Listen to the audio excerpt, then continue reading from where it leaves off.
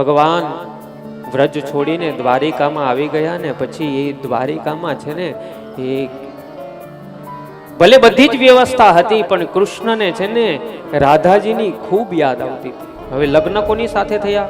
રૂકમણી સાથે. પણ મંદિર શેનું હોય? મંદિર આપણે રાધા કૃષ્ણનું હોય. એ કૃષ્ણએ દ્વારિકામાં આવી જ્યારે યાદ આવે ત્યારે ઉત્તર દિશાની બારી ખોલે અને રાધાને યાદ કરે, વ્રજને યાદ કરે, ગાયોને યાદ કરે, માં યશોદાને યાદ કરે. રાધા માટે તો કૃષ્ણ થાય.